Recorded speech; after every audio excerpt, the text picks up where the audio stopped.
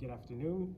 My name is Benny, and for my biology final, I will be doing a 5 to 8 minute talk on whether electric vehicles are better or worse for the environment.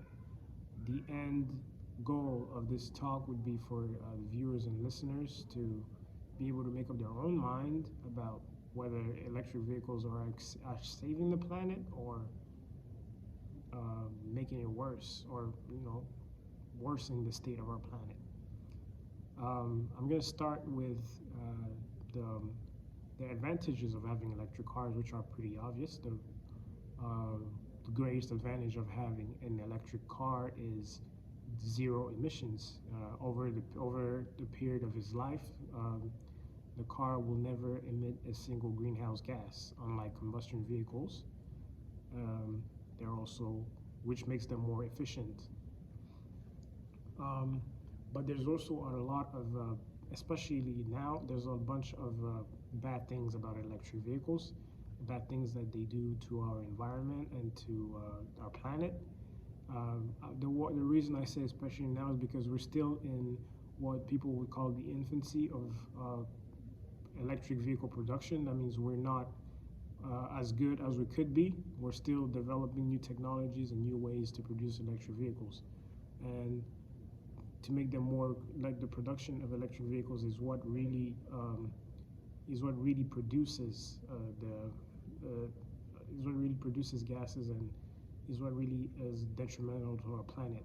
The reason I say this is one of the reasons. The first reason why the production of electric vehicles is actually bad is because their batteries are made of lithium. Lithium is a mineral; it needs to be mined, and mining lithium is actually expensive, and it creates a lot of greenhouse gases because they have to use heavy machinery to dig in the earth to extract the lithium. And the second is that the production, so producing one average electric vehicle takes about 10 metric tons of CO2, and that's like one average. That's just one car and the average electric vehicle. The bigger the vehicle, or the bigger the battery that the vehicle will have, the more metric ton of CO2 it will need. The more metric ton of CO2 it will need to produce it. So, let's take, for example, a Tesla, like a big Tesla, the Model X. The Model X takes about 17 metric tons of CO2 to produce, while in comparison, let's say a Chevy Tahoe takes about seven metric tons of CO2 to produce. So there's a big difference in the CO2 levels that the productions of those two cars basically do, and the way they impact the planet.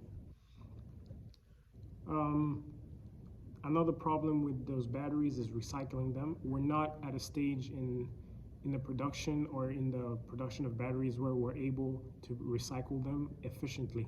So there's a process for recycling lithium batteries, but it's not good enough to the point where they would be able to recycle like a bunch of batteries at the same time. And while a lot of manufacturers right now are switching their production line to electric vehicles, so we're not able to recycle as many batteries as we're making, if that makes sense. And that brings us to our next problem, which is these batteries right now. The technology we have in these batteries, it's very impressive, don't get me wrong, but those batteries are extremely volatile, which means if something is to go wrong on those batteries, they are very dangerous. They are capable of fire or explosion.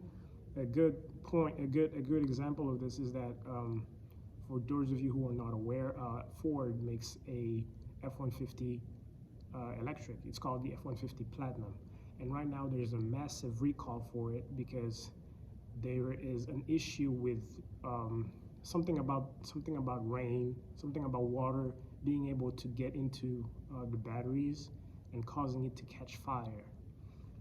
Now that's a problem because if you're not aware, lithium doesn't burn quite like normal, like anything normal burns. It can take it, an electric car fire can take almost 5 days to like extinguish because they will just keep burning and burning and burning. There's no way you can turn it off. You just have to wait for it to turn it on by itself. So electric cars are very well. If something is to go wrong, they're very dangerous, especially if you have if you have to like replace the battery. They're also very expensive. So those are just some cons about electric vehicles, but also you have to consider the pros, which I will get to at the end of this video. Now we can discuss gas-powered cars and their their cons. We'll say cons. Their pros are obvious. We're experts when it comes to gas-powered cars. Producing them we're at the peak of production of gas-powered cars. Like there's no way we can get any better at it than we are now. Production of hybrids is good. They're very convenient. You just have to go to the gas station, pump your gas, and you're on your way. But as we know, there's also a bunch of cons. I'm going to try to list some of them. Greenhouse emissions is the first. Greenhouse emission is the first con. As you may recall, I started talking about greenhouse emission in production. Producing a gas-powered car takes about 7 metric tons of CO2, just producing the car, just making the car. And compared to an electric car, that's from 10 to 17, maybe more, depending on the battery, to produce the car metric tons. So in theory, it's more efficient to produce a gas-powered car than it is to produce an electric car. But you have to remember that once you produce an electric car, but you have to remember that gas-powered cars have emissions, so they will continue emitting CO2. The average car in the U.S. The average car in the U.S. averages about 500 gallons of gas per year, and that's if you're driving about 11,000 miles a year. Some people do a lot more than that. You just think of semis, how much emissions, those trucks and semis and whatever do. Another one is crude oil extraction. Crude oil extraction and the refining process of fuel, because from the moment oil is extracted from the ground to the moment you pump it into your car, there's a bunch of different processes that go in between those two, and those processes emit CO2. So let's say about 95% of barrels of oils are extracted every day.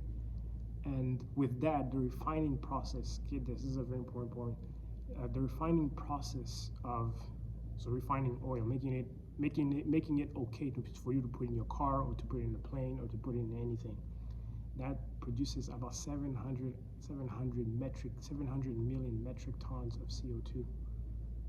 So that's millions with M's. Other than that, that's, and adding on to that of the amount of cars that we have out there running. So in its life, an average car might produce about it's like a couple 100 million tons of CO2 in its lifespan. And in comparison, an electric car after production doesn't produce anything, so doesn't release any CO2. So the points I want to get to is that EVs produce more CO2 during production. So EVs, electric vehicles, produce more CO2 during production. So they produce more CO2. They're bad for the environment when you're producing them. But they make up for it by not producing any once they're out of the assembly line. So what I mean is that when you produce an electric car, it's producing an electric car is worse for the environment, but once it's out of the factory, it's actually good for the environment. So the national average, so if you average out the average it takes to produce the electric car, and then you use it to like average out over its life. So let's say it lives 10 years and you average out, so it took 17 to build it, 17 metric tons to build it of CO2 to build it.